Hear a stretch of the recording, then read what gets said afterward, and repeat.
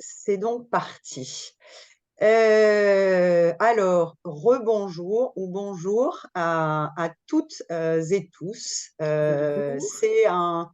C'est vraiment un grand plaisir, voilà, en ce début d'année, de vous retrouver. Alors, je sais que c'est plus tout à fait de saison parce qu'on est déjà en février, mais je profite quand même de l'occasion pour vous présenter tous nos vœux pour cette nouvelle année, en espérant voilà, qu'on aura le plaisir ensemble de faire en 2024 encore plein de choses nouvelles. Sachez en tout cas que, alors, pour ma collègue Isa, à qui je fais un gros clin d'œil, qui malheureusement ne peut pas se joindre à nous cet après-midi parce qu'elle est prise par une autre réunion et qui était très frustrée de ça, mais qui m'a demandé de vous passer son bonjour. Donc, je le fais avec grand plaisir. Voilà, on aura en 2024 plein de nouvelles choses aussi à vous proposer.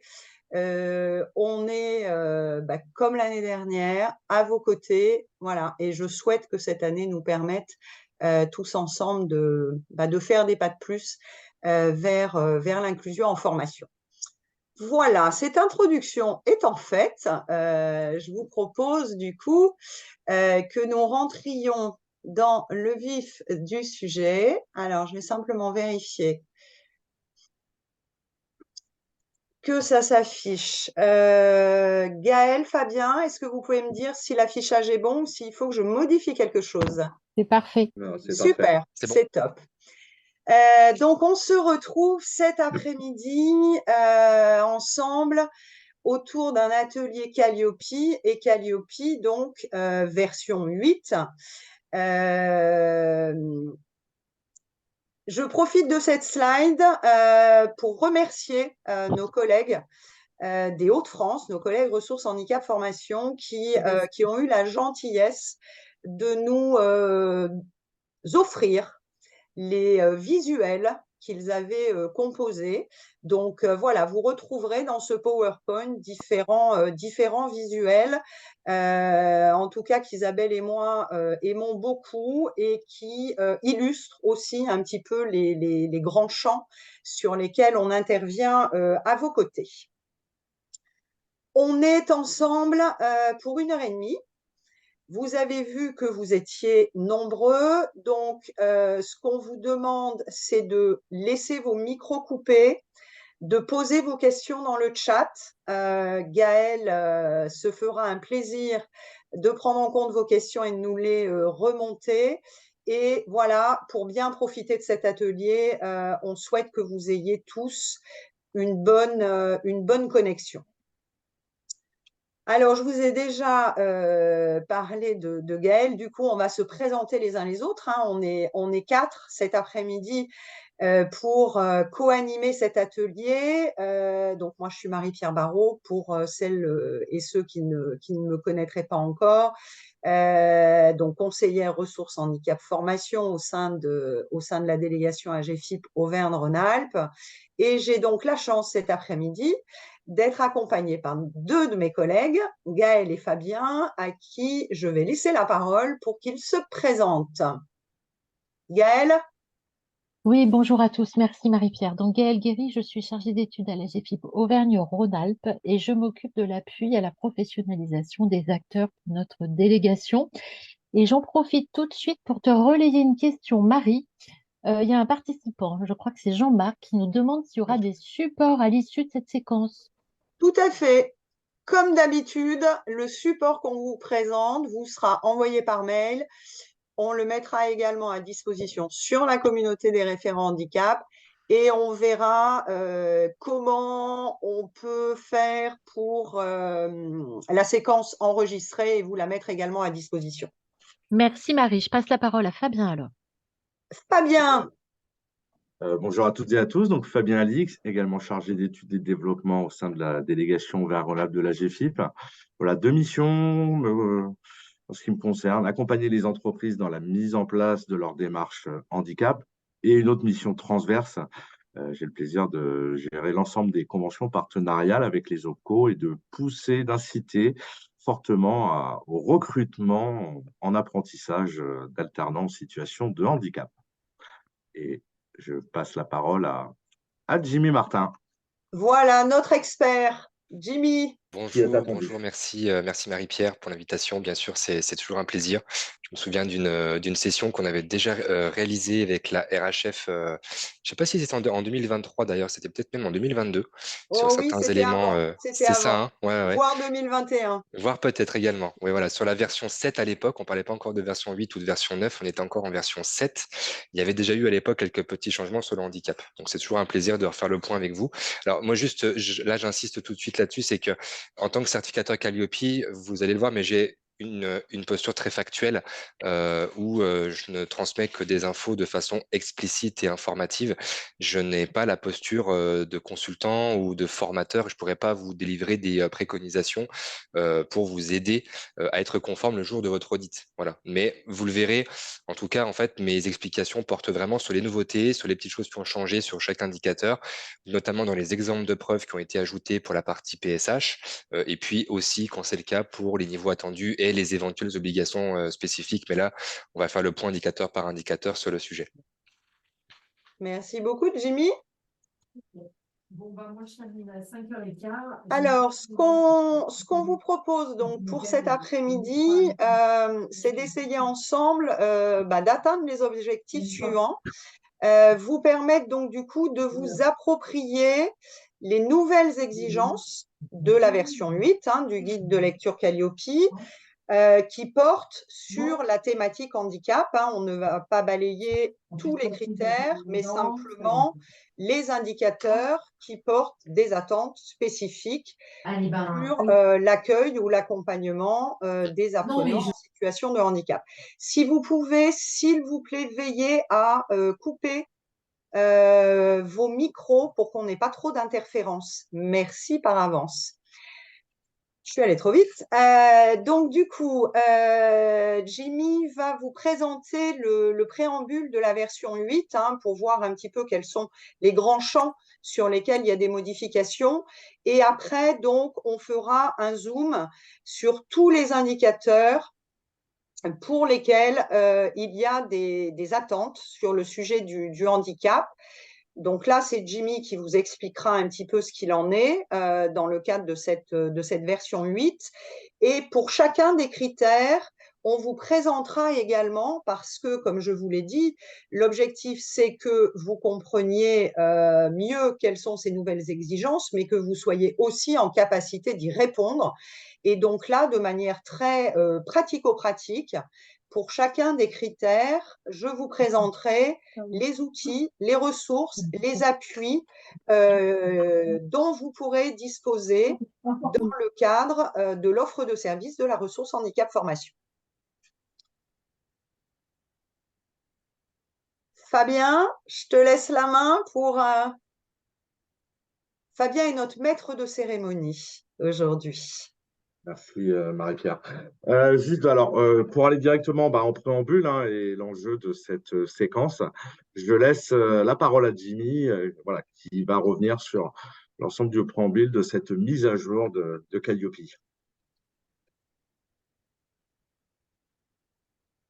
On ne vous entend pas, Jimmy.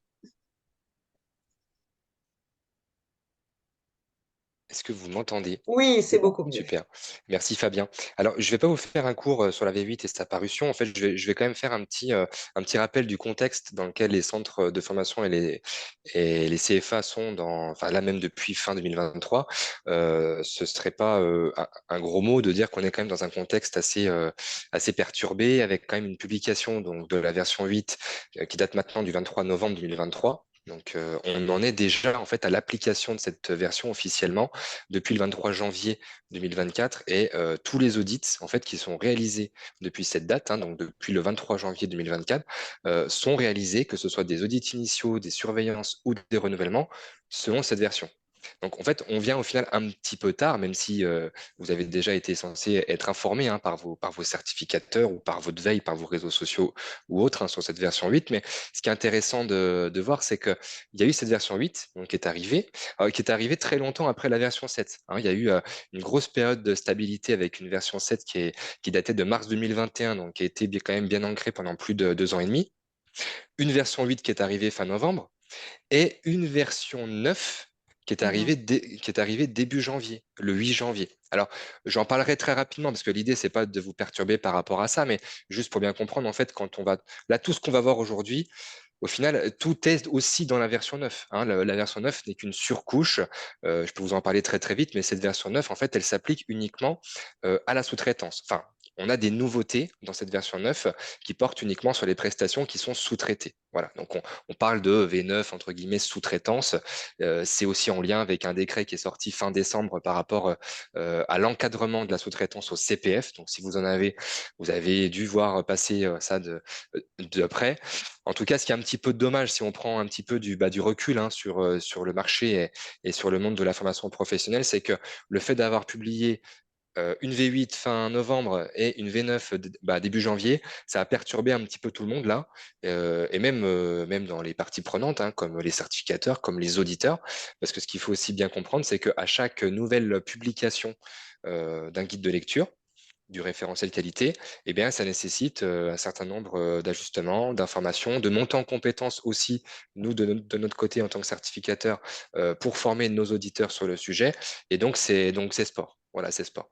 Euh, le contexte de cette version 8, alors, il n'y a pas que des nouveautés sur le handicap. Il n'y a pas que des nouveautés sur le handicap. Là, on va vraiment faire le focus indicateur par indicateur sur vraiment les nouveautés handicap, les nouveaux exemples de preuves, par exemple, les réécritures de niveau attendu qui suggèrent peut-être des obligations supplémentaires ou des précisions par rapport au handicap, mais il n'y a pas que ça. Il n'y a pas que ça. Donc là, je ne peux que vous inviter à aller consulter cette version 8 si ce n'est pas déjà fait, ou même en fait tout simplement la version 9, parce que qui peut le plus peut le moins, comme vous l'avez compris, dans la V9, vous aurez donc toutes les infos de la V8.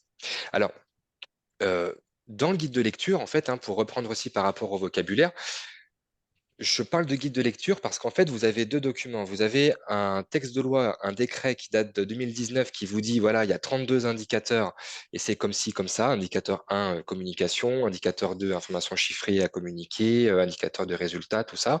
Et puis ainsi de suite, ainsi de suite. Et vous avez un guide de lecture, donc qui est un document complémentaire qui vient finalement donner des précisions sur la conduite d'audit et donc sur un certain nombre d'éléments comme le niveau attendu, les exemples de preuves, les exemples de non-conformité et les obligations spécifiques. Ah oui, Voilà. oui, quand même. Et donc, ce Ah, guide de lecture, sympa, il évolue. En fait, il évolue au gré du besoin, au gré des remontées, des retours d'expérience, pas que des certificateurs, bien sûr, ça peut être aussi la GFIP, ça peut être Pôle emploi, ça peut être même France Travail, ça peut être n'importe qui, tout l'écosystème qui gravite autour de la formation. Voilà. Je ne vais pas revenir vraiment sur toutes les petites nouveautés du guide de lecture. Je vous enverrai, je vous déposerai. En fait, on a fait un petit travail de surlignage de cette version 8 pour vous montrer finalement les nouveautés entre la V7 et la À V8. Comme nouveau, ça, si vous c'est avez tout de suite remis, mais ça m'intéresse la un peu. nouveauté. Et au moins, vous pourrez voir tout ça. Alors, si Fabien, là, tu passes ensuite à la diapo d'après, il y a une petite partie intéressante, alors, qui était déjà ancrée. Ça, c'est des choses qui étaient déjà ancrées, mais ils ont voulu profiter de cette nouvelle version pour écrire les choses noir sur blanc, comme par exemple que les exemples de preuves qui sont dans le guide ne sont pas exhaustifs et que vous pouvez tout à fait vous procurer d'autres éléments ou des éléments complémentaires par rapport à vos activités. Vous avez aussi des précisions sur ce que l'on attend par rapport aux caractéristiques d'une formation. Ça veut dire que là, très clairement, c'est bien écrit que l'appréciation par l'auditeur des exigences du référentiel doit être proportionnée et cohérente avec les caractéristiques de la formation. Si par exemple on audite une formation en intra dans l'entreprise et qu'on va demander au formateur, par exemple, son document unique alors qu'il ne fait pas d'accueil du public parce qu'il n'a pas de local, par exemple, voilà, c'est pas très cohérent. Enfin, du moins, voilà, on n'est pas sur un audit sur pièce, on est sur un audit toujours pareil, processus. Et l'idée, c'est de démontrer le niveau attendu de l'indicateur en question par tous les moyens et pas avec un document obligatoire à transmettre. Voilà. Donc ça, c'est tous des éléments qui étaient un peu rentrés dans les mœurs depuis la version 7 et depuis l'arrivée de cette certification Calliope. Donc ça, on peut passer aussi. On a aussi des précisions par rapport aux nouveaux entrants. Voilà, on dit que finalement, l'auditeur, quand on réalise un audit d'un organisme nouvel entrant, on doit vérifier la formalisation du process lors de l'audit initial. Et puis, pour un certain nombre d'indicateurs, la mise en œuvre sera effective et sera vérifiée à la surveillance. Voilà, bon, ça, c'est des choses pareilles, c'était plus ou moins déjà ancré. Ça a été simplement rajouté dans le préambule. Ensuite également, alors ça c'est très important et ça va me permettre de faire une petite parenthèse aussi avec cette notion V8, V9. Je vois qu'il y avait eu une question de Sandra, je crois, dans le chat. On vous dit ici dans le guide que le délai pour la mise en application d'une nouvelle version du guide est de 2 mois maximum à compter de sa diffusion. Ok. Donc là, je vous disais, la V8 a été publiée le 23 novembre sur le site du ministère. Donc en fait, elle est applicable là à tous les audits depuis le 23 janvier 2024. Ok. Donc ne soyez pas surpris là pour les prochains audits que vous allez réaliser, que ce soit des surveillances ou des renouvellements, ou même des audits aussi d'extension. Ça peut arriver, hein. Vous êtes, je sais pas moi, vous êtes sur formation et sur bilan et vous souhaitez ouvrir la partie apprentissage. C'est un audit d'extension. Et cet audit d'extension va se réaliser selon la version 8. Et peut-être même selon la version 9 qui est arrivée là il n'y a pas très longtemps, puisqu'en fait, en théorie, quand on lit bien cette petite phrase en jaune, la mise en application d'une version est de 2 mois maximum. Ça veut dire qu'en théorie, on n'a même pas besoin d'attendre le 8 mars 2024 pour faire un audit en version 9, mais qu'on pourrait éventuellement le faire tout de suite. Et voilà. Et d'ailleurs, alors après, ça, chaque certificateur a son fonctionnement. Par exemple, nous, chez Certifopac, on a mis à jour nos outils de grille d'audit pour que finalement, on puisse faire l'audit à la fois sur la V8 et sur la V9. Et puis, en fait, très bientôt, que sur la V9. Voilà. Je ne rentre pas trop dans le détail sur la notion de V8, V9. N'hésitez pas à poser des questions, même dans le chat. J'y répondrai après si besoin. Mais en tout cas, c'est, je pense, assez intéressant, assez important de bien faire le point là-dessus. Voilà pour ce préambule. Merci beaucoup, Jimmy. Voilà, donc le cadre est posé. On vous propose du coup, avec l'appui de Jimmy, de balayer ensemble les différents indicateurs qui portent des attentes sur le sujet du handicap. Et on a pris le parti, on a essayé de faire quelque chose qui soit à la fois visuel et qui vous guide aussi, de classifier les indicateurs selon 3 catégories. La première catégorie s'appelle identique. Ça veut dire quoi? Ça veut dire que si on prend par exemple l'exemple de l'indicateur 4, pour ce qui concerne le handicap, il n'y a pas eu de changement entre la V7 et la V8. Les exigences sont les mêmes. Pour les indicateurs qui apparaîtront donc en rose pâle avec cette petite mention ajout, ça veut dire qu'ils figuraient déjà dans la V7 avec des attentes spécifiques sur la thématique handicap, mais qu'il y a de nouveaux éléments qui ont été ajoutés. Un exemple de preuve, le niveau d'attente qui a été revu ou développé. Donc ça, c'est ceux qui apparaîtront avec ce petit tampon ajout.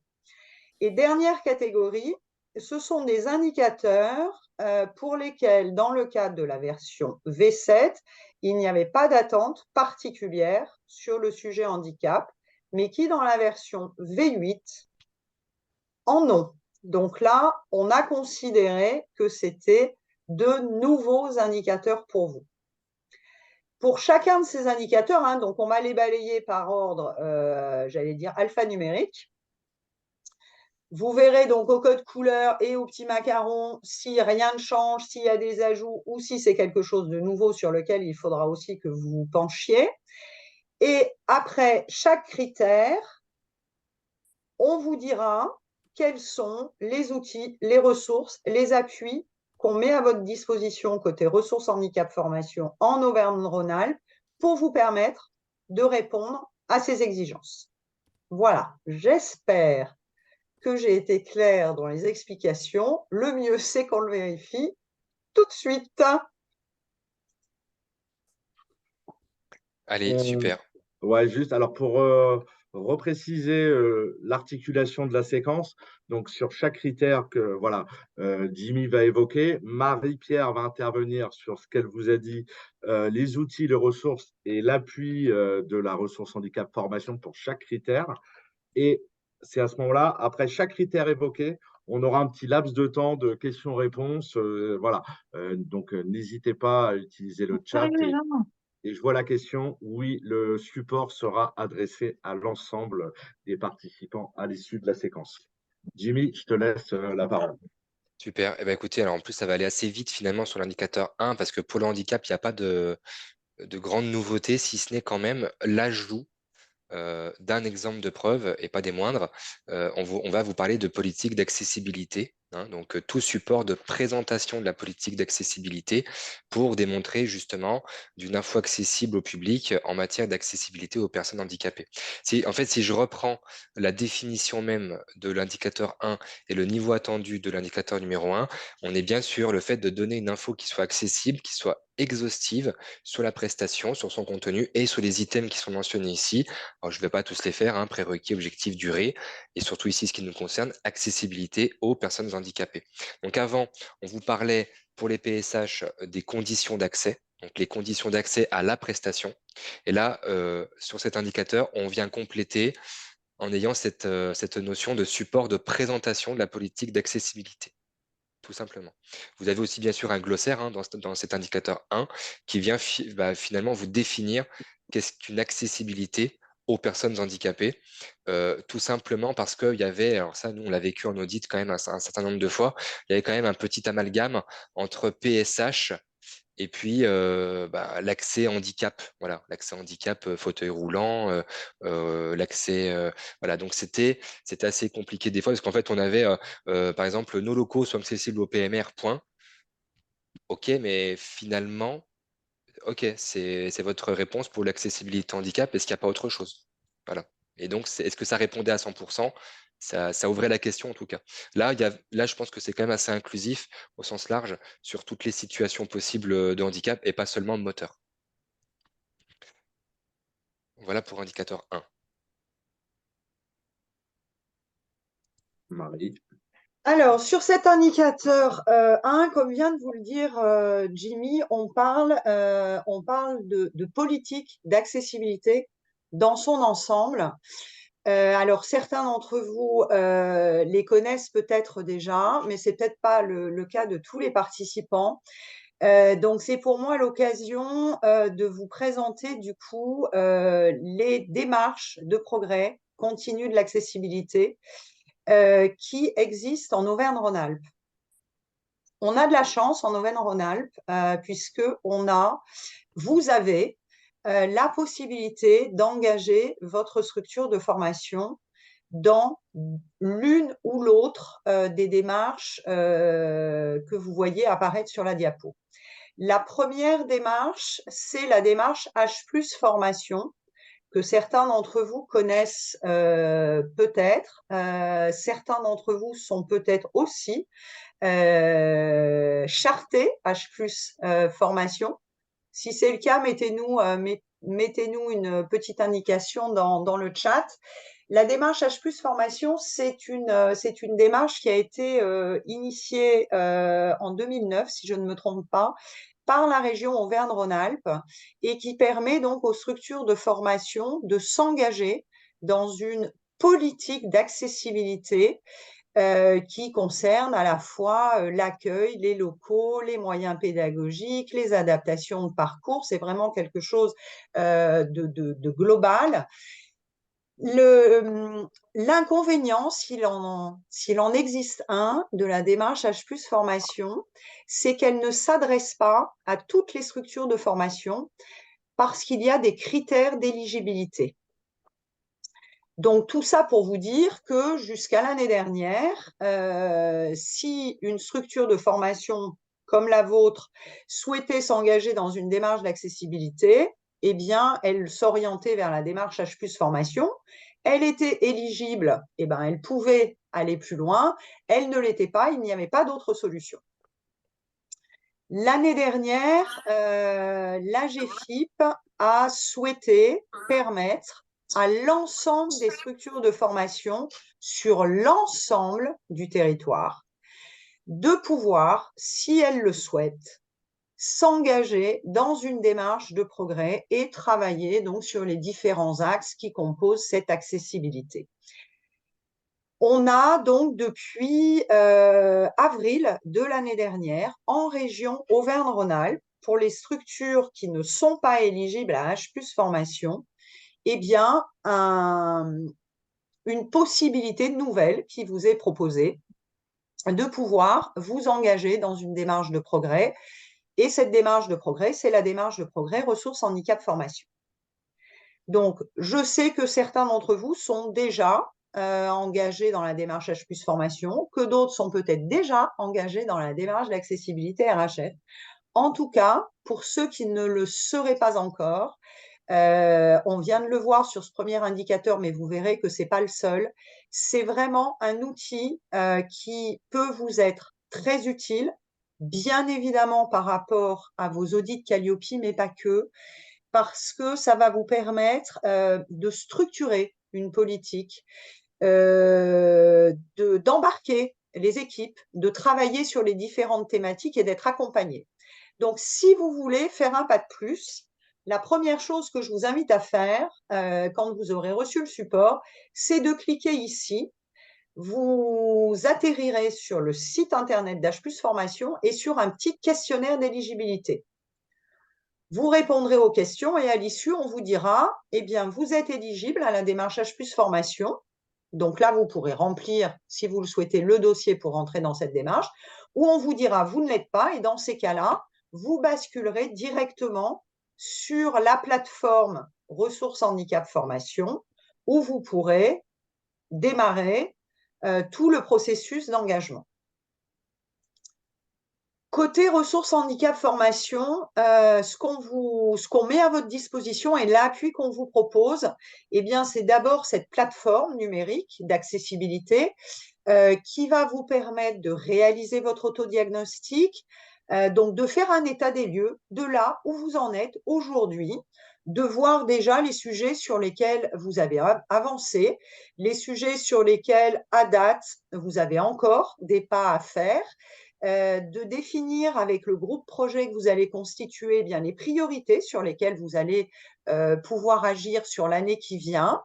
Et l'outil vous permet aussi de suivre pas à pas les actions que vous faites, les réalisations. Ça vous permet de structurer, de formaliser. Et si je reprends l'indicateur dont vient de parler Jimmy, eh bien avec les outils qui vous sont proposés sur cette plateforme, vous répondez à ces exigences. En plus de l'outil, on vous propose, donc côté ressources handicap formation, Isabelle et moi et nos autres collègues, de vous accompagner aussi dans la mise en œuvre de cette démarche. Donc, ça peut être des sessions collectives, ça peut être des accompagnements individuels. On construit ça avec vous en fonction de vos besoins. Donc, si vous voulez en savoir un petit peu plus, vous avez la possibilité de participer au module 2 qui s'appelle « S'engager dans la démarche d'accessibilité ». C'est un petit webinaire d'1 heure. Et pour ce faire, et là, je vais peut-être passer la main à Gaëlle pour qu'elle nous explique ce que c'est que cette nouvelle plateforme d'appui à la professionnalisation. S'il vous plaît, est-ce que vous pouvez couper vos micros? Merci, parce que je ne vois pas en fait tout le monde. Gaëlle? Alors, la plateforme d'appui à la professionnalisation des acteurs, vous le verrez dans les slides qui vont suivre, c'est une nouvelle plateforme qui vient d'être mise en place par l'AGFIP. Vous taperez appui-pro.agfip et vous tomberez directement sur cette plateforme en ligne qui vous met à disposition à la fois des modules d'auto-formation et d'e-learning sur le champ du handicap en lien avec l'emploi et la formation, et avec des modules sur les savoirs de base, comme par exemple les différents types de handicap, ce que c'est que la reconnaissance administrative, etc. Donc, il y a des choses accessibles en libre service, en e-learning, Et il y a également pour notre délégation Auvergne-Rhône-Alpes des séquences qu'on vous propose en présentiel et en distanciel et sur laquelle vous pouvez vous inscrire sans difficulté. Voilà. On J'ai verra quelques questions sur le critère 1. Allons-y, Gaëlle. Alors, j'ai une première question de Marilène que je traduis de cette manière-là. Et Marilène, si j'ai pas tout à fait bien compris, vous n'hésitez pas à me reprendre. Marilène, elle nous explique qu'elle n'est pas ERP, établissement recevant du public. Donc, elle dit, j'ai probablement pas besoin de répondre à ce critère numéro 1 parce que nous, on se déplace dans les entreprises, on va faire des formations en intra sur site. Elle a raison, Jimmy, ou pas? Alors non, malheureusement, elle n'a pas raison du tout. En fait, quand on propose de la formation, que ce soit en intra ou en inter, il faut quand même, il faut répondre à cet indicateur numéro 1. Il faut pouvoir démontrer que l'on transmet à son client des informations sur la prestation que l'on veut vendre. Et parmi ces informations, vous avez aussi l'accessibilité aux personnes handicapées. En fait, je reviens sur la notion de tout à l'heure sur l'accessibilité. C'est parce que vous n'êtes pas ERP, il n'y a pas de local ou de machin, que vous n'êtes pas censé, vous, de votre côté, bah, par exemple, informer votre client que la prestation est accessible et si oui, comment? Parce qu'en fonction de la prestation, en fonction, par exemple, moi, je sais pas, c'est une formation, par exemple, incendie, il faut manipuler un extincteur. Il y a peut-être des précautions par rapport à certains types ou situations compliquées. Voilà. En fait, c'est comment vous adaptez votre prestation, comment vous informer sur le fait que la prestation est accessible ou non. Voilà. Et comment on prend contact avec le client pour s'en assurer. Et c'est pas Ok. du tout relié à la notion de RP ou pas. Donc, en fait, tout organisme de formation qui fasse de l'intra ou de l'inter est soumis à ce critère-là, si je fais la synthèse. Merci, Jimmy. Alors, il y a Mireille. Mireille, elle a une question autour finalement un peu de l'accessibilité. C'est comme ça que je la comprends, cette accessibilité. Qu'est-ce que ça veut dire finalement qu'est-ce qu'il y a derrière ce terme? Et elle dit accessibilité comme recours à une solution technique de traduction de mon site internet en FALC. Qu'est-ce qu'on peut lui répondre? C'est ça l'accessibilité?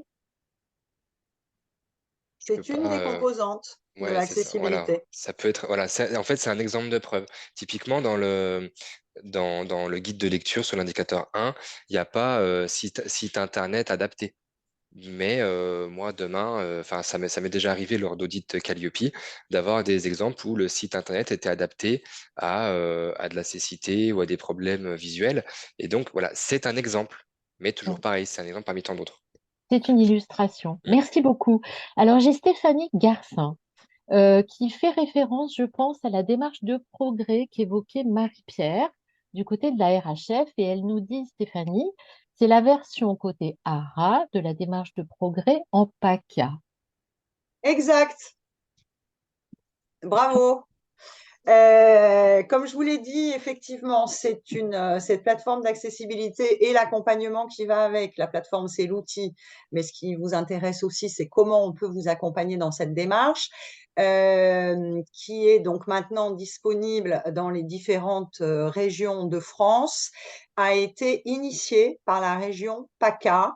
Et l'outil, voilà, était intéressant et la GFIP s'est dit, eh bien, tant qu'à faire, autant permettre à chaque région de pouvoir en disposer parce que nous sommes, avec la région Nouvelle-Aquitaine, les deux seules régions en France dans lesquelles il y a une démarche de progrès régionale. Donc nous, c'est H+, en Auvergne-Rhône-Alpes, Nouvelle-Aquitaine, je ne sais pas quel est le nom, mais ça veut dire que dans toutes les autres régions, les organismes de formation ne pouvaient pas bénéficier d'outils et d'appui pour s'engager dans une démarche de progrès. Donc, bien vu et merci à nos collègues aussi de PACA. C'est ça l'esprit RHF. C'est voilà, c'est les bonnes idées, profite à tous et c'est effectivement la région PACA qui est à l'origine de la plateforme d'accessibilité RHF. Merci Marie. Alors, j'ai une question de l'animatrice de Trièves Compostage. Je fais une interprétation parce que je ne suis pas sûre d'avoir bien compris. Mais elle évoque un coût financier.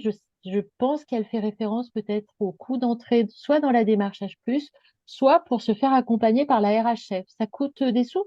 Pas du tout. C'est gratuit? Alors, gratuit, j'aime pas ce mot. Par contre, je peux dire que c'est gratuit pour vous, structure de formation, pour la simple et bonne raison que l'accompagnement et la plateforme, hein, je vous parle d'une plateforme numérique, ça a un coût, tout ça est financé par la GFIP. Merci Marie. Et côté H+, les accompagnements sont financés par la région Auvergne-Rhône-Alpes. Voilà, donc quelle que soit la démarche de progrès vers laquelle vous pouvez aller, si vous êtes H+, vous ne pouvez pas être RHF et j'ai envie de dire et vice-versa, mais vous pourrez bénéficier à la fois de l'outillage et de l'accompagnement et des appuis qui sont proposés sans que ça ne coûte rien à votre structure de formation, si ce n'est du temps et de l'engagement.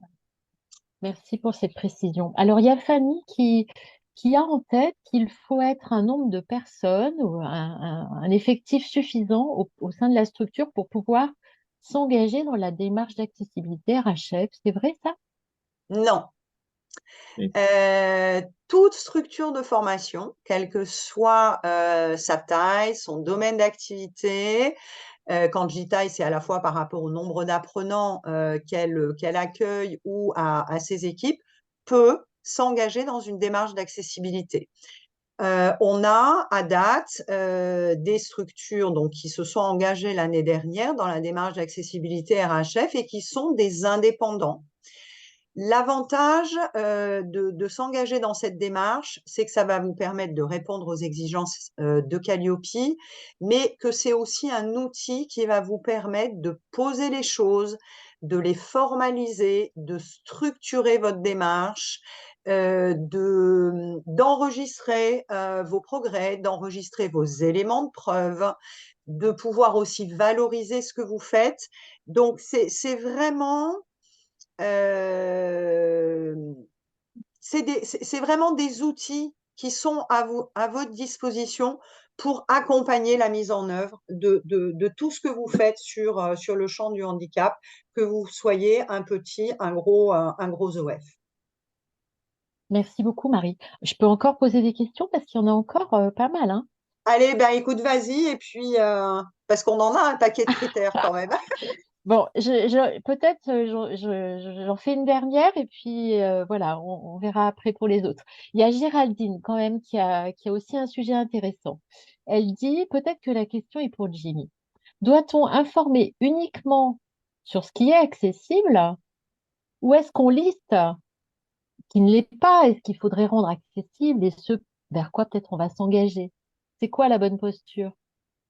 Ah, je peux pas répondre là malheureusement, je peux pas. Non, non, mais c'est toujours un petit peu frustrant pour moi hein, parce que la limite entre ce qui relève de la préconisation ou du conseil ou de l'explication, elle est très fine. En fait, ce que je peux faire, c'est vraiment, alors déjà voilà, c'est en fonction de, voilà, je sais pas quelle est votre taille d'organisme, votre organisation, mais en tout cas, c'est peut-être de faire le point par rapport à vos pratiques, soit si vous démarrez là avec l'audit initial ou si vous êtes en surveillance ou même en renouvellement, mais en tout cas, en fait, c'est pas une question piège. Il n'y a pas c'est de la logique. Donc après, à vous de voir comment interpréter ça, mais de façon la plus pragmatique aussi, enfin, par rapport à votre organisation. Voilà. En reprenant l'exemple qu'on avait tout à l'heure sur la personne qui réalisait que de la formation dans l'entreprise. Voilà, rappelez-vous ce que je vous ai dit dans le préambule. L'auditeur apprécie le niveau attendu de chaque indicateur aussi au regard de la situation de chaque organisme. Donc, on va peut-être pas forcément.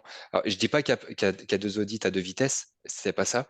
Mais par exemple, les conditions d'accueil d'un PSH dans un CFA, avec toutes les obligations du Code du travail aussi, on le verra tout à l'heure, sont pas aussi les mêmes que l'indépendant qui fait de la formation d'anglais chez les entreprises. Voilà. Donc je peux pas répondre très précisément sur cette question-là, mais en tout cas, je ne peux que vous orienter sur le guide et sur les exemples. L'intérêt, peut-être pour compléter ce que vient de dire Jimmy, par rapport à la démarche de progrès accessibilité de la ressource handicap formation, une des premières étapes, c'est de réaliser votre autodiagnostic. Il y a un certain nombre d'items, alors qui vont porter à la fois sur sur l'accompagnement des personnes en situation de handicap, sur l'accessibilité numérique, sur l'accessibilité du bâti, sur votre organisation, sur le référent handicap.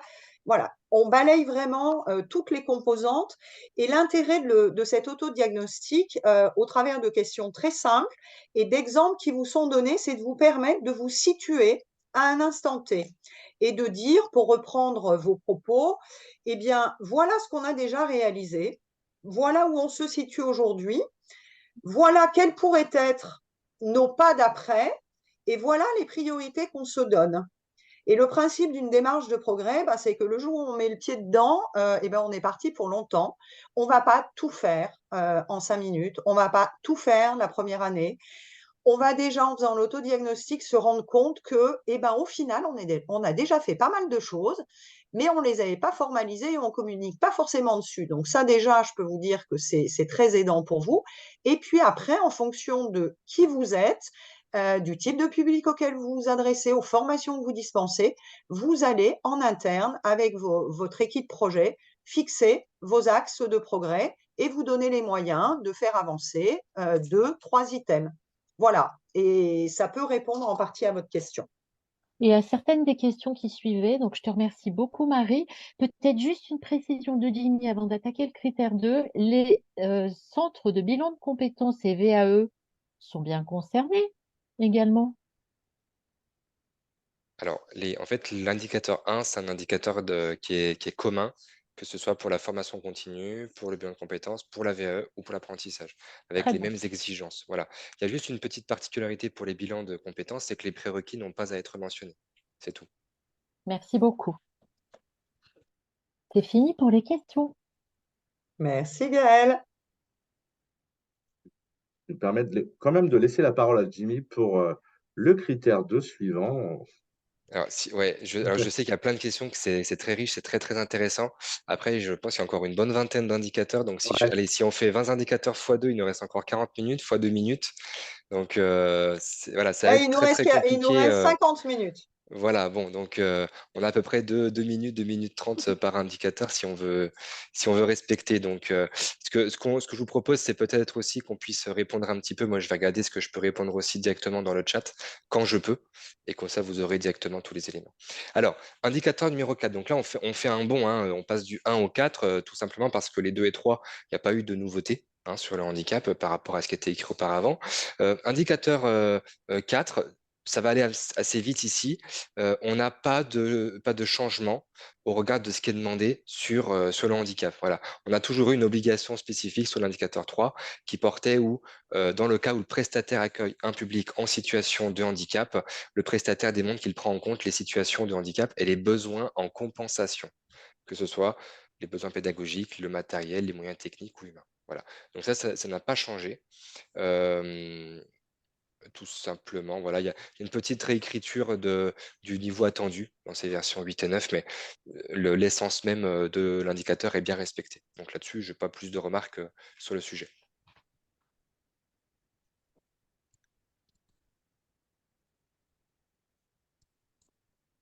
Le 6, du coup? Alors, indicateur numéro 6, sur cet indicateur, donc indicateur numéro 6, hein, c'est celui qui porte sur le fait que le prestataire établit les contenus et les modalités de mise en œuvre de la prestation. Donc, on est vraiment sur le contenu de la prestation, sur le cœur même de l'activité, hein, d'organisme de formation. Là, pour le coup, on a une nouvelle exigence, une obligation spécifique où on vous dit très clairement dans le guide de lecture que dans le cas où le prestataire accueille des PSH, il faut démontrer la prise en compte de ces publics dans la conception et la mise en œuvre des prestations.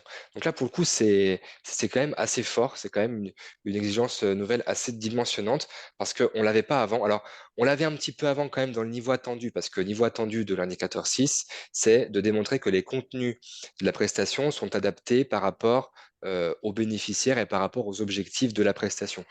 Donc, en gros, voilà comment je démontre que ma prestation est adaptée par rapport à mon bénéficiaire. Là, on a vraiment marqué quand même noir sur blanc que si on accueille un PSH, il faut être capable de démontrer qu'on a pris en compte cette particularité dans la conception de sa prestation. Voilà. Vous avez aussi un exemple de preuve supplémentaire où on vous dit pour les PSH, accessibilité ou possibilité d'adaptation des modalités proposées aux apprenants en situation de handicap. Donc, ça rejoint ce qui est écrit dans l'obligation spécifique. Après, bon, très franchement, tous les exemples de preuves qui sont déjà existants dans cet indicateur 6, que ce soit les déroulés pédagogiques, les grilles, les référentiels de compétences, les plannings, les modalités mixtes, par exemple ce qu'on appelle le blended learning, mix à distance, asynchrone, synchrone, tout ça, c'est aussi des éléments qui favorisaient déjà l'accessibilité ou les possibilités d'adaptation des parcours pour les PSH. Et là, on vient en fait écrire ce qu'on évaluait déjà un petit peu lors des audits Calliope. Voilà pour cet indicateur 6. Marie, pour la suite, avec toujours les outils, ressources et appuis de la RHF, s'il te plaît. Donc, même principe. Donc là, par rapport aux 2 indicateurs que vient d'évoquer Jimmy, qui se rapportent au critère 2, puisqu'on parle aussi d'identification des besoins et d'adaptation des parcours, je vous redonne à voir les outils qui vous sont proposés donc côté ressources handicap formation. Donc, la fameuse grille d'évaluation des besoins que certains d'entre vous connaissent peut-être et ont déjà utilisée, que vous pourrez retrouver sur le site de la GFIP. Pour ceux pour qui ce serait quelque chose de tout à fait nouveau, c'est un outil qui va vous permettre de formaliser les difficultés que peut rencontrer un apprenant en situation de handicap dans un contexte de formation précis, du coup les besoins qui sont les siens et les solutions d'adaptation et de compensation que vous allez pouvoir mettre en œuvre. Le guide d'entretien et le support d'évaluation, c'est un outil qui est plus récent, qui date de fin d'année dernière, que vous n'avez peut-être pas encore utilisé. Et pour mieux comprendre la fameuse grille, on avait réalisé l'année dernière un tuto qui vous explique le pourquoi du comment.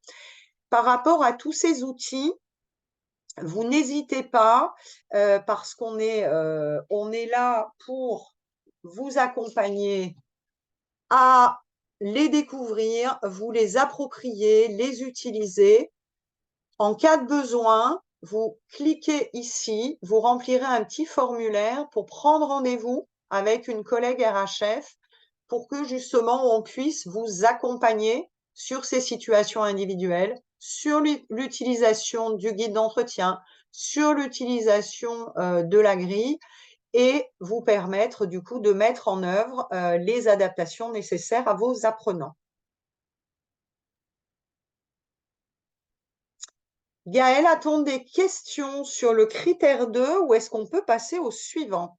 Alors, il y a Monica, visiblement, ça lui tient à cœur. On revient un petit peu en arrière sur l'accessibilité, j'en suis désolée. C'est Mais pas grave. elle illustre le critère de l'accessibilité en indiquant que son programme est accessible aux personnes handicapées et elle s'interroge en disant est-ce que cette illustration elle est suffisante finalement pour répondre à ce critère 1 sur l'accessibilité?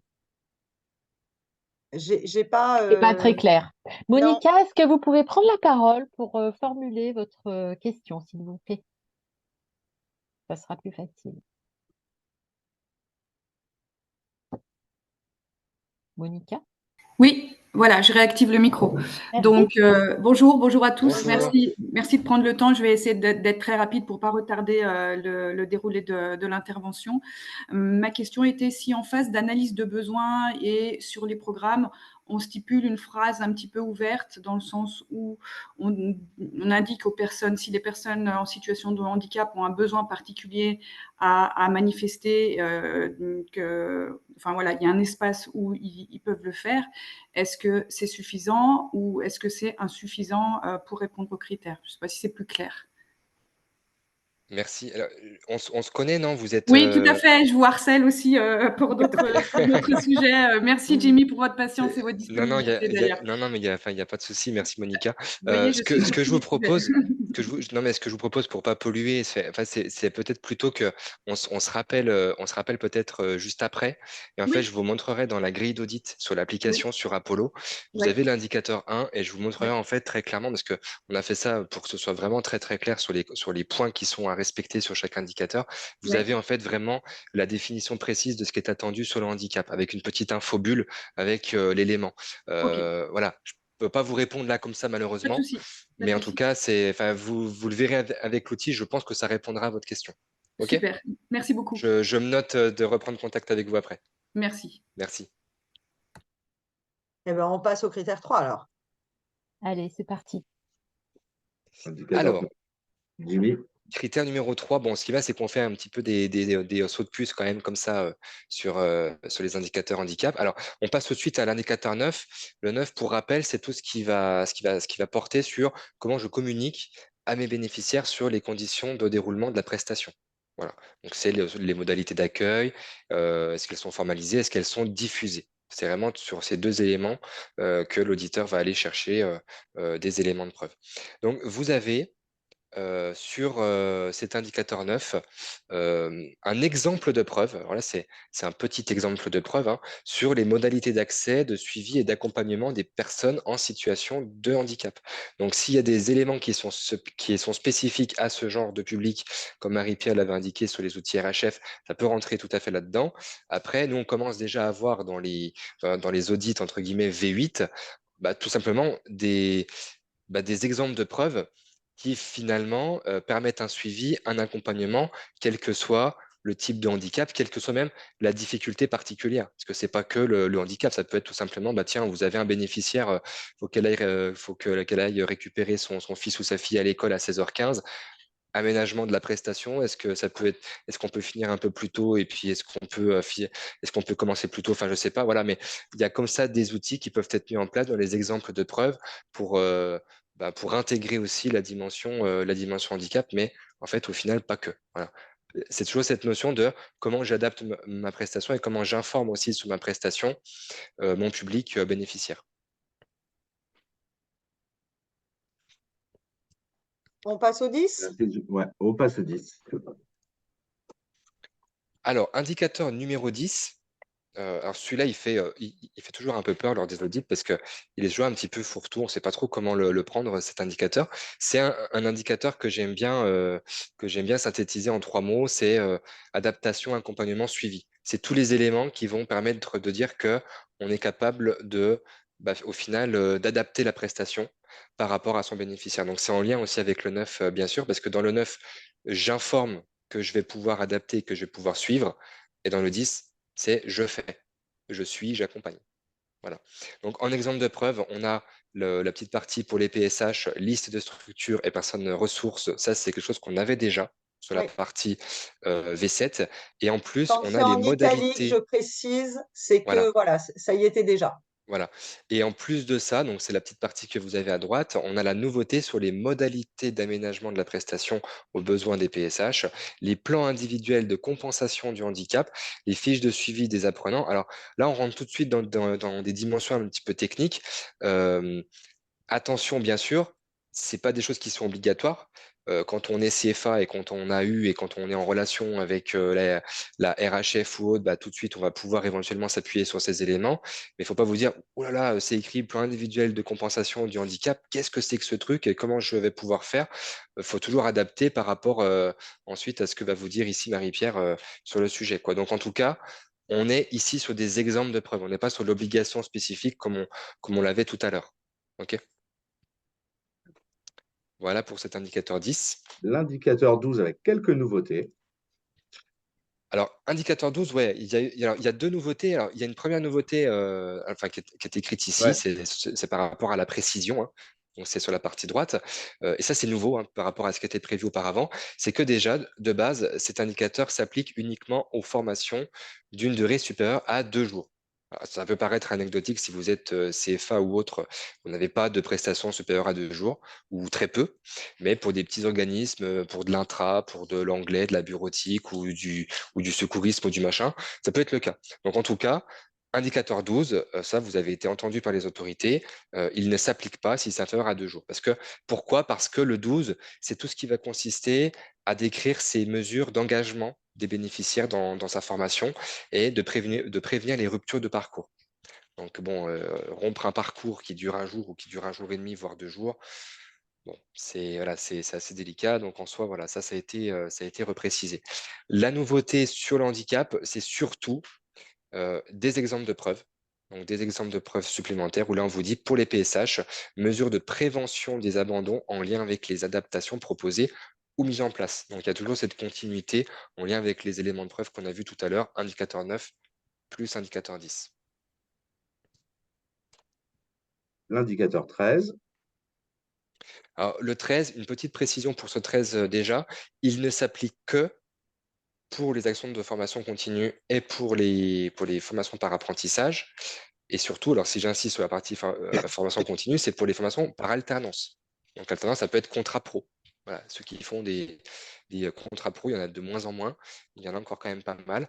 Donc contrat d'apprentissage, contrat pro, voire éventuellement période en situation de travail ou en alternance, vous êtes concerné par cet indicateur. Donc vous avez ici des exemples de preuves supplémentaires sur la partie PSH. On vous parle toujours pareil. Donc là, on commence à rentrer dans du jargon un petit peu plus apprenant, voilà, un peu plus d'apprentissage. On va vous parler d'outils de liaison. Et donc, un outil de liaison sur les adaptations de la formation en entreprise. Pourquoi? Toujours pareil, outil de liaison. Pourquoi on est sur un triptyque, hein? Donc, vous avez le bénéficiaire, vous avez le formateur ou l'OF ou le CFA, et vous avez aussi l'entreprise qui vient qui rentre dans ce jeu. Donc, l'outil de liaison, ça permet au final d'avoir le même niveau d'information pour les 3 entités. Voilà. Il y a autre chose, hein, dans cet indicateur 13, voilà, il y a aussi une nouveauté maintenant liée aussi à la partie, alors dans le niveau attendu, hein, le niveau attendu a été réécrit dans cet indicateur 13. On garde quand même l'essence initiale de cet indicateur qui est, alors je le cite, hein, de démontrer que les principes de la pédagogie de l'alternance sont mis en œuvre.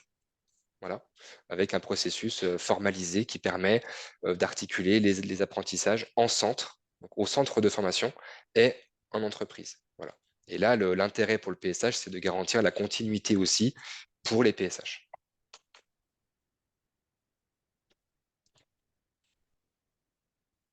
Voilà pour cette partie. L'indicateur 14 pour les CFA. 14 uniquement pour les CFA, tout à fait. Alors, ce qui est intéressant à noter dans la conduite d'audit, pour l'indicateur 10 qu'on a vu tout à l'heure avant sur les CFA, c'était un petit peu fourre-tout parce que dans cet indicateur 10, il fallait qu'on aille vérifier les missions des CFA qui étaient mentionnées au Code du travail. Il y a un petit peu plus de 10 missions, voilà, même 14, 15 missions dans l'article 62-31 du Code du travail. Et donc, dans l'indicateur 10, on devait finalement aller vérifier voilà, les points 1, point 2, point 3, et ainsi de suite, et ainsi de suite. Il y a eu un éclatement de ces missions. Et en fait, au final, maintenant, chaque mission est évaluée dans chaque indicateur spécifique au CFA. Donc, sur l'indicateur 14, on cible ici toute la partie, on va dire, action de sensibilisation sur l'égalité des chances, sur la mixité des métiers, sur les actions liées à la mixité et à la diversité. Donc ça, c'est super intéressant. Et ça, vous l'avez aussi dans le glossaire de l'indicateur 14, avec vraiment la définition précise de ce qui est attendu d'un accompagnement socio-professionnel et éducatif qui favorise l'apprentissage. Voilà. Forcément, voilà, CFA, on est plus structuré, on a ces obligations du Code du travail qui font qu'on a une responsabilité supplémentaire vis-à-vis du public que l'on accueille. Avant de repasser la parole à Marie, j'ai mis dernier indicateur, l'indicateur 16 pour le critère 3, pardon. Alors, indicateur 16, alors ça, rappelez-vous, indicateur 16, il est spécifique finalement aux prestations qui amènent la délivrance d'une certification RNCP. Donc, diplôme de l'éducation nationale, BTS, bac, titre pro, voilà, donc, tout ce que vous avez enregistré sur le RNCP de France Compétences. C'est-à-dire que si vous êtes OF, si vous êtes centre de formation, que vous êtes audité, si vous ne faites pas de formation qui prépare à un titre RNCP, vous ne serez pas audité sur cet indicateur. OK ? Donc, si j'enlève cette petite particularité, ce qu'il faut bien retenir ici, c'est qu'on a un ajout d'éléments de preuve, un exemple de preuve supplémentaire pour les PSH. On vous parle de modalités d'aménagement des examens. Ce qui est plutôt intéressant parce que là, c'est un petit peu cet indicateur 16, c'était un petit peu un des parents pauvres du référentiel où voilà, il n'était pas très développé. C'était assez pauvre en exemple de preuve. Et là, finalement, il y a un certain nombre d'exemples de preuves supplémentaires pour l'indicateur 16, en fait, sur les conditions de déroulement d'un examen, sur les modalités d'organisation, de passage, sur les relations aussi, parce que parfois, les relations peuvent être un petit peu compliquées avec vous en tant que centre qui prépare à la certification et puis le certificateur. Parce que c'est peut-être pas vous qui organisez les jurys, ou alors il faut avoir l'aval du certificateur. Des fois, c'est le rectorat, des fois, c'est la DRETS, des fois, c'en est d'autres pour les titres privés. Et donc, voilà, il y a aussi toute cette dimension de comment on s'assure que les exigences du propriétaire de la certification sont respectées lorsque vous lui amenez un candidat ou lorsque vous-même vous l'évaluez si vous avez l'habilitation à le faire. Voilà pour cet indicateur numéro 16. Merci, Jimmy. Marie? Je crois qu'on a vu l'ensemble des indicateurs donc, qui se rapportent au critère 3. Critère 3, où comme l'a développé Jimmy, on parle d'adaptation et d'aménagement de parcours, on parle de lien avec l'entreprise pour les formations en alternance ou avec des périodes d'immersion, où on parle aussi d'aménagement d'examen. Et là, l'outil qui vous permet de formaliser tout ça et de suivre ce que vous allez faire, c'est toujours notre grille d'évaluation des besoins qui va présenter toutes les solutions d'adaptation, de compensation que vous allez proposer à votre apprenant, que vous allez suivre aussi dans la durée. Et je vous ai mis des captures d'écran de deux des items.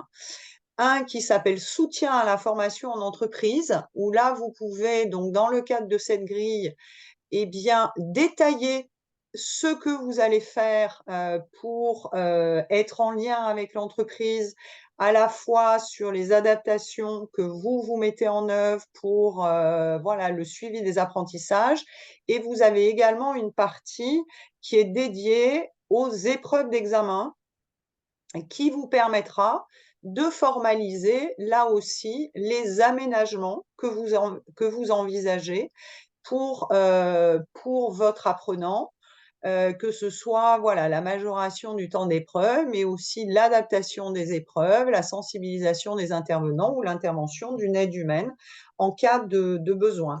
Voilà, donc cette grille vous permet, comme vous le voyez, de répondre à différents indicateurs et est vraiment un outil à votre disposition. Et dans les outils également qu'on vous propose, il a été question de sensibilisation à la diversité, à la mixité. Vous avez eh bien, toujours les 2 Mookie de Via Compétences, point de repère sur le handicap et reconnaissance du handicap, qui sont vraiment des outils de sensibilisation très faciles à la fois d'accès. C'est des auto-formations qui durent à peu près 1 heure et que vous pouvez bien évidemment, vous, en tant que référent handicap, suivre si ce n'est déjà fait, mais que vous pouvez surtout communiquer à toutes vos équipes pédagogiques, équipes administratives, parce que ça donne voilà, un premier niveau de sensibilisation sur le sujet du handicap. J'ai rajouté, alors voilà, peut-être que certains d'entre vous y ont participé l'année dernière. On a animé avec Isabelle et nos collègues chargés d'études et de développement qui travaillent avec les entreprises dans les différents départements de la région des rencontres inspirantes sur le thème de l'adaptation et de la sécurisation des parcours des apprenants en situation de handicap. Où là, vous retrouvez aussi voilà, un process avec les différentes étapes, ce que vous pouvez faire, les outils qui sont à votre disposition. Je ne suis pas sûre que les supports de ces rencontres inspirantes, on les ait mis sur la communauté, mais je le ferai d'ici la fin de semaine pour que vous puissiez aussi vous inspirer de ces ateliers qui ont été co-construits par certains d'entre vous, et en tout cas, voilà, par des référents handicap de structures de formation des différents départements de notre région. Gaëlle, a-t-on des questions? Alors, je vous en propose une pour qu'on respecte le timing. Il y a des structures qui indiquent que jusqu'à présent, elles n'ont finalement jamais accueilli de personnes handicapées ou en tous les cas, elles les ont pas identifiées. Du coup, comment est-ce qu'elles doivent aussi répondre à ces obligations pour anticiper au cas où? Mmh. Alors, très souvent, en fait, nous, on le voit bien dans les conduites d'audit, et c'est ce que j'ai mis là aussi dans le chat pour tout le monde, c'est que un même élément de preuve, une même procédure, un même document peut aider à répondre sur plusieurs indicateurs à la fois. Et c'est très souvent le cas entre l'indicateur 10. 10, rappelez-vous, c'est sur comment j'adapte, comment j'organise, comment j'accompagne, comment je suis mes bénéficiaires. Le 12, c'est comment je fais une prévention de rupture des parcours. Mais au final, si j'adapte bien ma prestation et si je fais un bon suivi, bah, tout ça participe au fait qu'il n'y aura pas de rupture de parcours.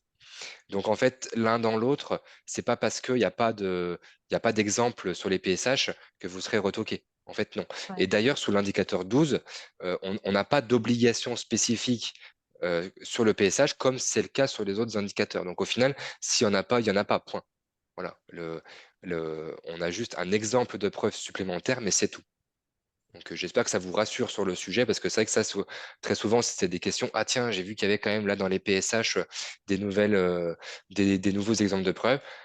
Attention, oui, mais ce ne sont que des exemples. C'est pas parce que vous n'en avez pas que ça va engendrer une non-conformité. On fait aussi en fonction de l'échantillonnage et en fonction de la réalité de l'activité du centre de formation. S'il n'y en a pas eu, il n'y en a pas eu. On ne va pas inventer. Alors, on a des OF qui vont très très loin. Il y a une MFR là qui nous écrit, Sybille, et qui dit qu'elle est très très très inclusive, qu'elle a tout prévu et que du coup, elle n'a pas d'adaptation spécifique pour les personnes en situation de handicap parce que tout est parfaitement bien imaginé et conçu. Du coup, quid des preuves? Moi, je dirais c'est un peu l'étape ultime. Je pense que d'ici 5 ou 10 ans, si tout le monde était comme vous, ce serait génial, dans le sens où, en fait, si on réfléchit bien, bah, votre process, ce qui est génial, c'est qu'il est non discriminant. C'est en fait, on ne sait même pas s'il y a du handicap ou du machin. On met presque tout le monde au même niveau, on pose des questions ici ou là, et puis après, derrière, on adapte. Et au final, j'ai tendance à dire que ça rentre en complète harmonie avec ce qui est demandé dans le guide de lecture, et notamment aussi dans le préambule du guide de lecture, où quand vous remontez en première page, on vous parle d'inclusion au sens large. Donc c'est tout à fait dans l'esprit, je pense, du guide de lecture. Voilà. Après, je ne serai pas dans votre audit, je ne pourrai pas vous dire si ce sera conforme ou pas, mais en tout cas, voilà, ça rentre en fait dans l'esprit de tout ce qu'on dit là.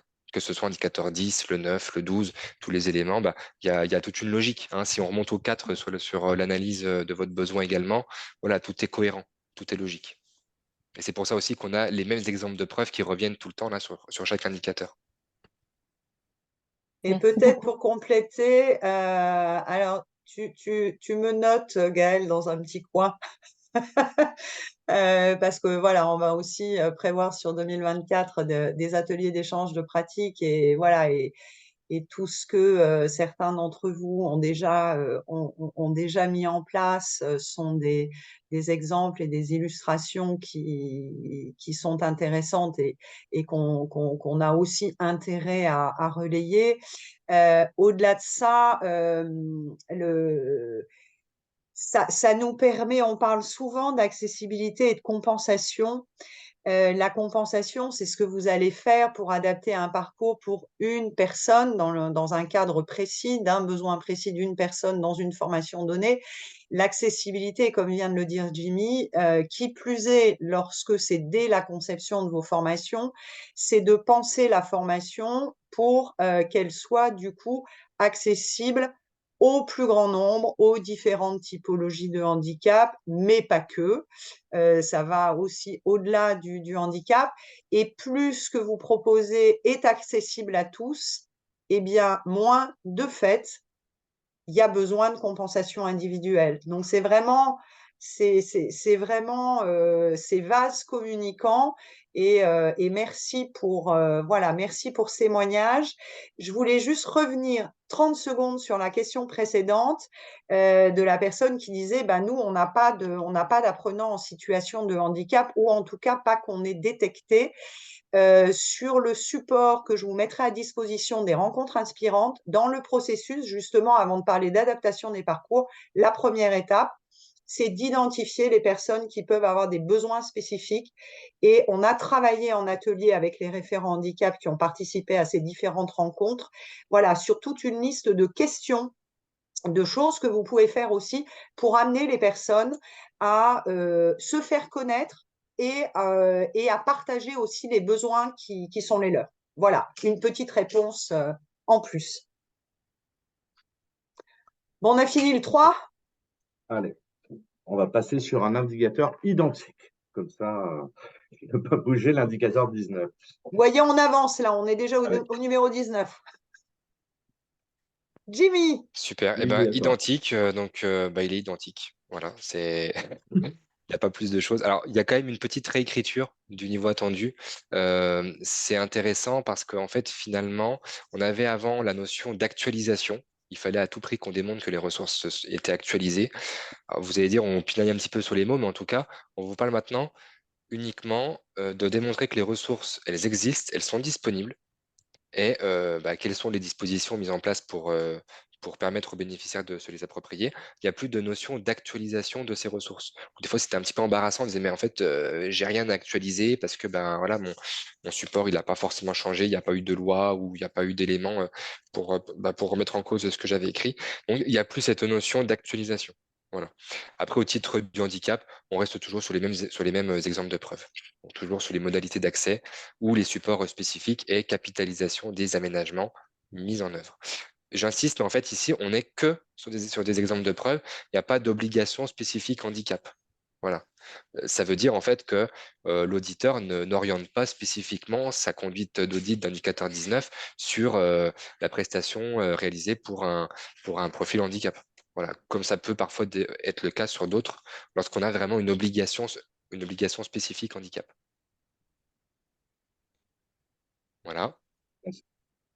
Indicateur suivant, le vin à destination uniquement des CFA. Ah, alors le vin, ouais. Le vin, il est intéressant parce qu'il était un peu, alors, entre guillemets, bateau, pardonnez-moi l'expression, dans sa conception et surtout dans son niveau attendu. On vous disait avant, voilà, bon, il faut avoir un conseil de perfectionnement. Donc, à minima, il faut montrer une liste des membres ou le dernier compte rendu ou le PV de nomination des membres. Il faut la liste des personnes dédiées à la mobilité et il faut le nom et le contact du référent handicap. Point. Donc, c'était assez, voilà, c'était oui, non, quoi. Est-ce que vous les avez? Oui, ok, montrez-moi quel document, quel machin. Bon. Là, on a quand même une précision dans le niveau attendu sur la partie handicap qui est que, en plus du nom et du contact identifié, il faut aussi présenter les actions mises en œuvre pour accompagner les publics en situation de handicap. Donc ça, c'est une vraie nouveauté. C'était pas écrit, c'était pas forcément. Alors même s'il y avait forcément dans les audits des exemples de preuves parfois sur d'autres indicateurs, sur les missions du CFA. Hein, donc toujours pareil, le lien avec l'indicateur numéro 10. Là, on est très clairement sur une obligation qui consiste à aller vérifier cette partie-là.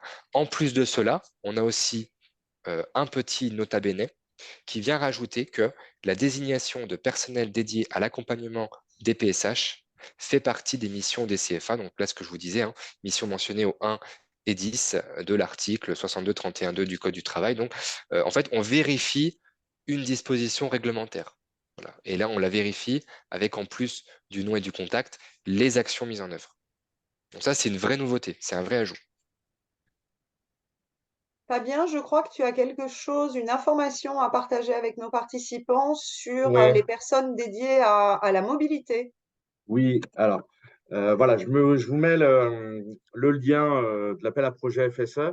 Sachez qu'en région Auvergne-Rhône-Alpes, l'ADRETS a une enveloppe pour un appel à projet pour les CFA qui se positionneraient sur la création du poste référent mobilité. J'exclus bien le handicap, c'est juste une information complémentaire qu'on vous propose. C'est un appel à projet sur lequel vous pouvez répondre du 2 février au 2 avril 2024.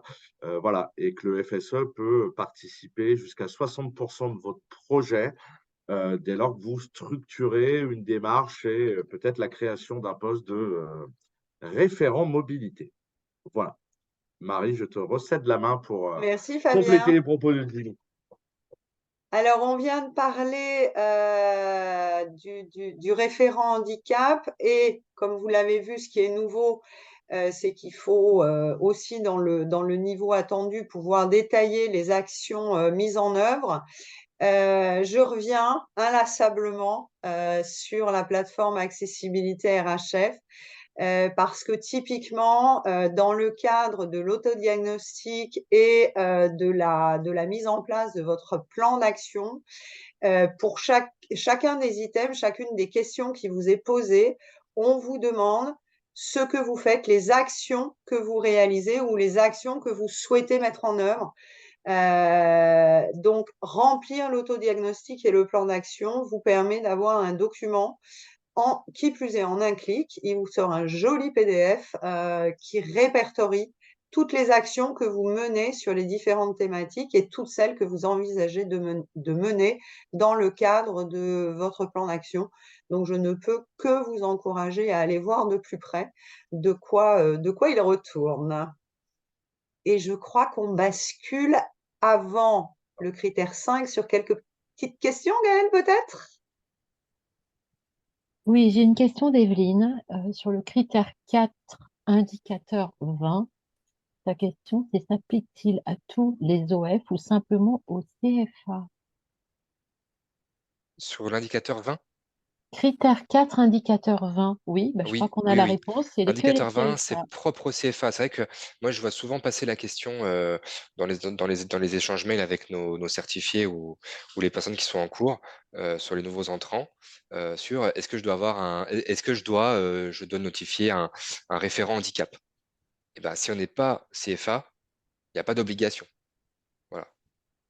Il n'y a pas d'obligation. Après, j'en ai vu qu'il avait fait, mais en soi, voilà, c'est pas obligatoire. C'est Merci. pas obligatoire, mais nous, on ne peut que vous encourager à le faire pour que, effectivement, votre politique handicap soit portée, pour que vos apprenants en situation de handicap qui aujourd'hui font pas forcément savoir qu'ils ont des besoins seront peut-être beaucoup plus enclins à le faire s'il y a un référent handicap qui est identifié, qui est à leur disposition. Mais comme vous l'a dit Jimmy, ça ne peut pas être exigé si vous n'êtes pas CFA.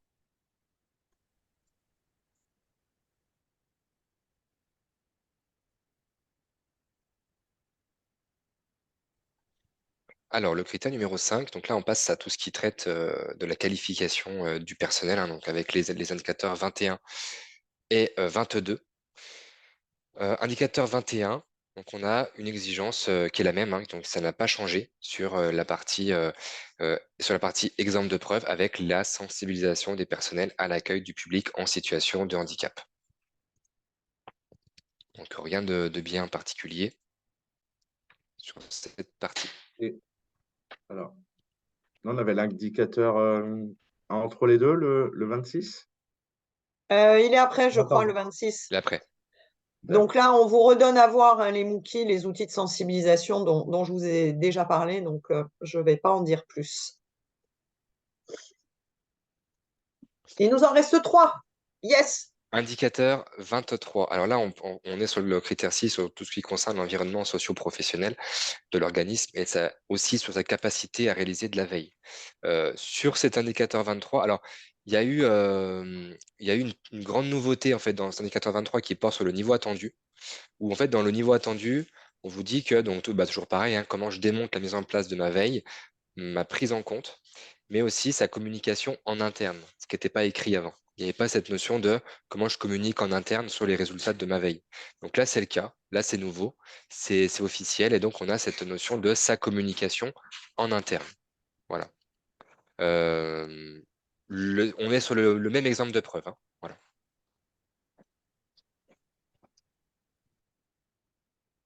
Non. Ah oui, 25, pareil. Voilà, pareil, les mêmes exemples de preuves hein, sur la participation à des colloques, à des groupes de réflexion, analyse de pratique, il n'y a pas plus de choses. Là, je pense que vous allez avoir plus à dire.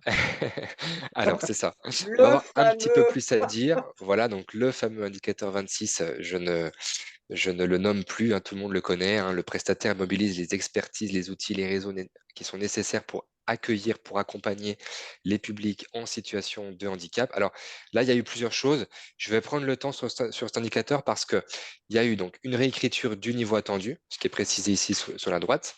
Vous avez aussi des exemples de preuves supplémentaires. Et vous avez surtout une nouveauté, alors qui n'est pas écrite là, mais on va quand même en parler, une nouveauté aussi par rapport à la nouvelle version, la version 9, qu'on a évoquée tout à l'heure, sur la sous-traitance. Donc, je vais aller dans l'ordre.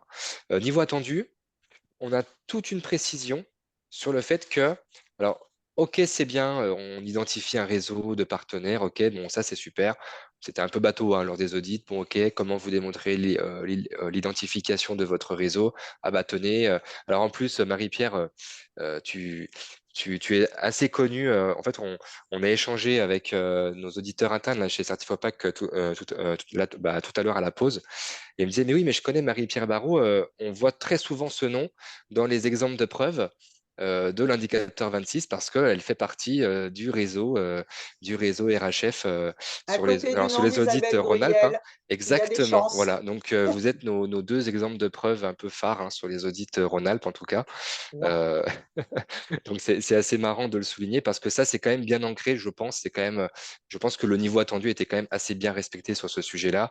Il y avait en plus très peu de non-conformité sur le sujet et c'était assez intéressant. Il y a cette nouveauté de préciser les modalités de recours à ce réseau et les mesures spécifiques d'accompagnement ou d'orientation. Parce qu'en fait, ce qui peut être un peu délicat, c'est OK, c'est bien en fait, avoir un réseau, c'est bien.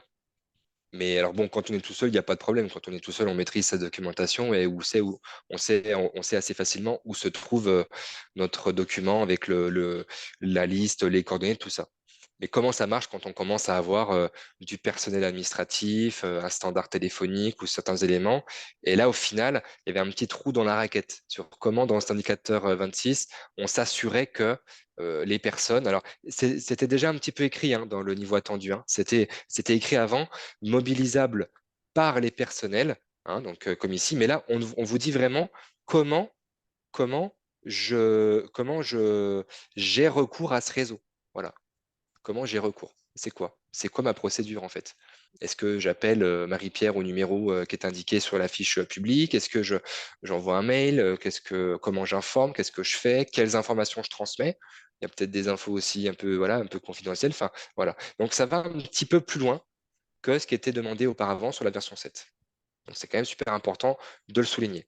Ensuite, le point 2 sur les exemples de preuves. On vous donne des partenaires complémentaires, type les Cap Emploi, les MDPH, qui ne figuraient pas sur les exemples de partenaires spécialisés, où on n'avait que la GFIP et que le FIFPH et que le FIPHFP sur la V7. On a aussi des exemples de chartes d'engagement pour l'accessibilité, les recours à l'offre de services RHF et les ressources mobilisées pour l'accompagnement et l'orientation des publics. Donc c'est là où en fait tout ce que montre Marie-Pierre depuis tout à l'heure prend tout son sens parce on est très clairement là-dedans. Voilà. Le dernier point sur la sous-traitance, c'est que si, alors je ne sais pas s'il y en a ici, mais en tout cas, si vous êtes amené d'ici quelques mois ou quelques années à être audité sur une prestation pour laquelle vous avez été sous-traitant pour un autre organisme, et ben dans le cadre de cette prestation-là, donc pour laquelle vous interveniez comme sous-traitant, vous devrez soit démontrer à votre auditeur que vous disposiez vous-même du réseau de partenaires handicap, ou alors que votre donneur d'ordre vous a communiqué sa liste pour que, voilà, pour que vous puissiez éventuellement soit orienter les PSH ou mettre en œuvre des mesures spécifiques. Donc c'est important, c'est nouveau. Ça, c'est nouveau et c'est propre à la version 9. Voilà, donc là, je vous mettrai le petit lien dans le chat pour aller aussi consulter la version 9 du guide qui reprend hein, tout ce qu'on s'est dit là, avec en plus la nouveauté sur la sous-traitance. Super, Merci, merci Jimmy. beaucoup, Jimmy. Marie-Pierre? Oui, alors, je ne vais pas vous remettre une couche sur la démarche d'accessibilité, mais vous l'avez bien compris, charte d'engagement pour l'accessibilité, typiquement en vous engageant dans la démarche H+ formation ou dans la démarche accessibilité RHF, après avoir rempli, avant de remplir votre autodiagnostic, on vous demande de signer une charte d'engagement, la signature étant faite par la direction de la structure de formation. Donc, ce document signé et enregistré sur la plateforme est un élément, est un exemple de preuve aussi que vous pourrez produire pour cet indicateur 26. Ce que je voulais, du coup, parce qu'on parle aussi de développement de compétences hein, dans ce critère 6, je voulais profiter de l'occasion de cet atelier pour vous donner à voir, en tout cas, on va dire, sur le premier semestre 2024, tout ce qui est mis à votre disposition, que ce soit du côté de la ressource handicap formation ou du côté de l'AGFIP. Je vais rentrer dans le détail et Gaëlle me donnera un coup de main aussi puisque c'est son domaine d'expertise et de prédilection. Côté RHF, il y a les séquences qu'on organise, Isabelle et moi.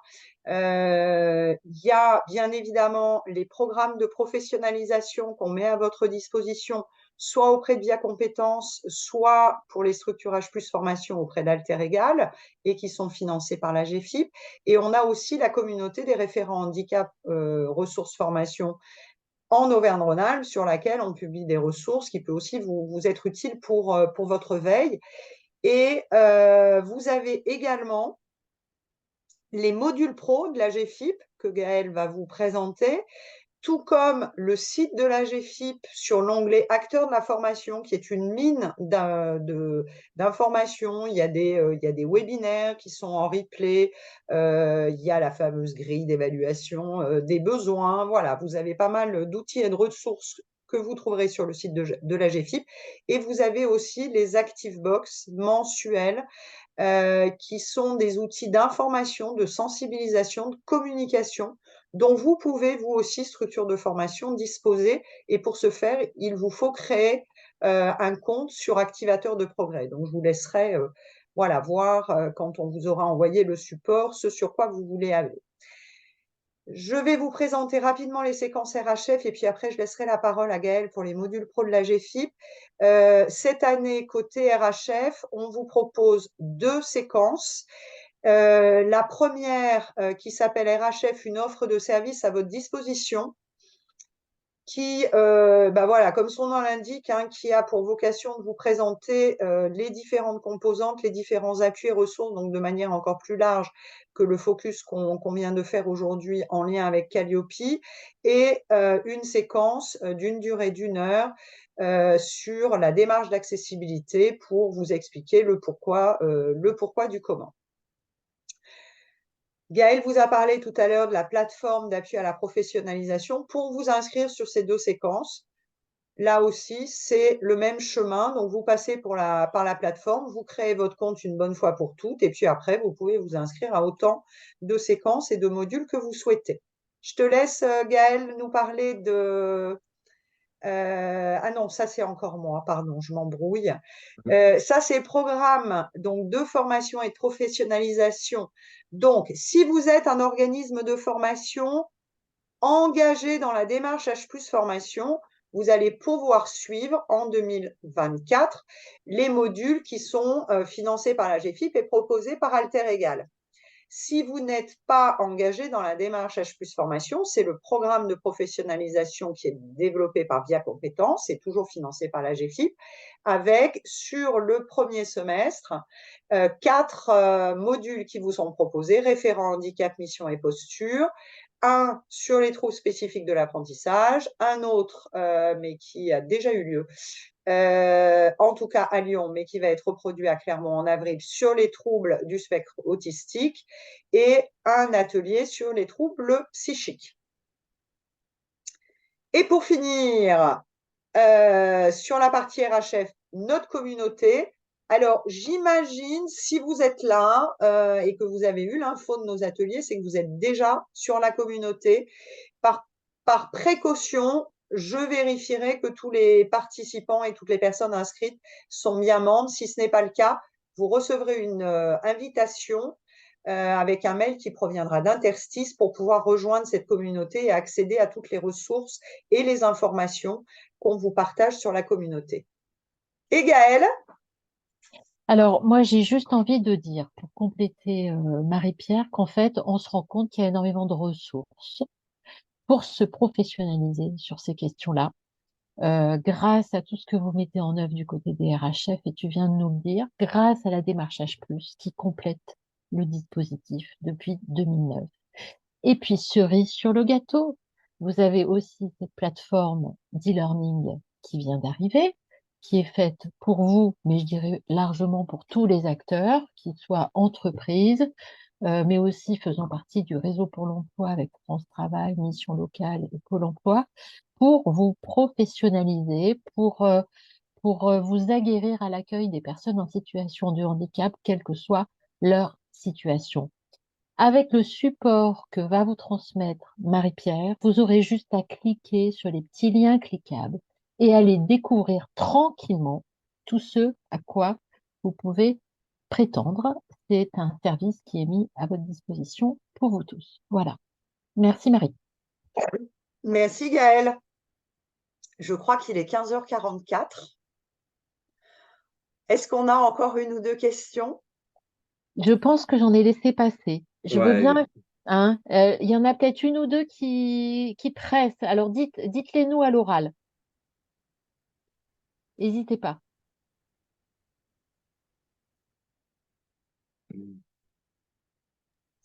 Ce qu'on essaiera de faire, c'est de récupérer tous les échanges dans le chat et du coup, peut-être en plus du support qu'on vous enverra, c'est de reprendre les questions qui ont été posées et les réponses qui ont pu être formulées notamment par Jimmy directement dans le chat.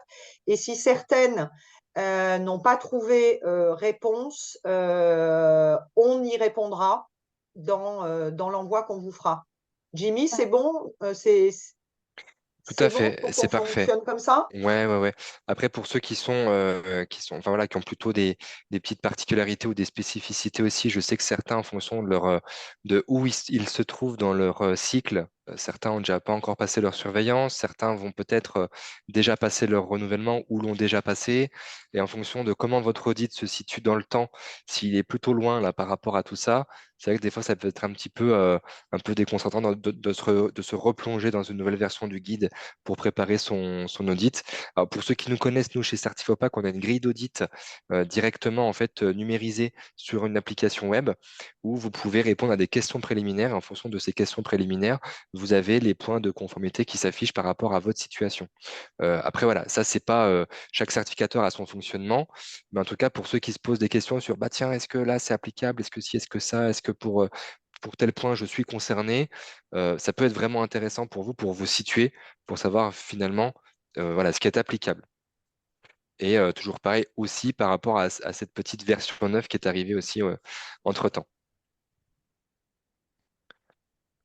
Eh ben, je crois qu'il ne va plus nous rester qu'à vous dire merci Marie, pour votre participation, pour toutes vos questions. On va du coup, voilà, enrichir le support. Merci Jimmy, merci Gaëlle, merci Fabien. Et puis, j'ai Marie, juste envie de vous demander, voilà, si ça a répondu à vos attentes. Marie, je me permets, excuse-moi, c'est Fabien. Oui, Fabien. Alors, bon, tous les prestataires présents qui forment en alternance, modification des titres administratifs depuis le 1er janvier 2024, juste pour les futurs alternants que vous pourriez accueillir. Depuis 2022, la GFIP acceptait comme équivalence la PCH, l'AEEH ou le PPS comme équivalent RQTH.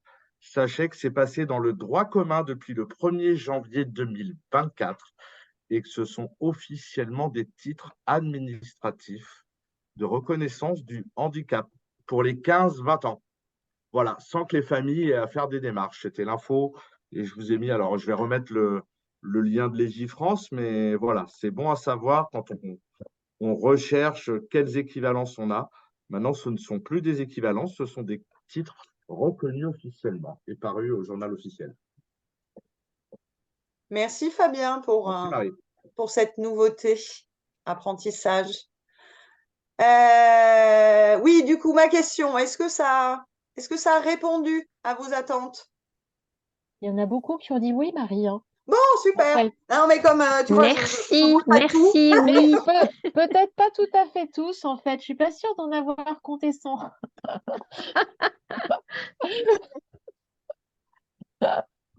Eh bien, j'ai envie de vous dire à bientôt, hein, pour la poursuite de nos belles aventures. Je fais le maximum pour vous envoyer le support sur cette fin de semaine. Et je le mettrai, quoi qu'il en soit, sur la communauté. On vous fera voilà, peut-être un document à côté ou quelques slides de plus par rapport à tous les échanges qu'on a pu avoir, soit en direct live, soit via le chat. Voilà, un grand merci à tous et un grand merci aux co-animateurs. C'est toujours Merci un à vous. plaisir pour moi. Merci Et à Marie-Pierre. bientôt. Merci Bonne encore. journée, Merci. au revoir. Au À revoir. bientôt. Merci, au Bonne revoir. fin de journée. Voilà.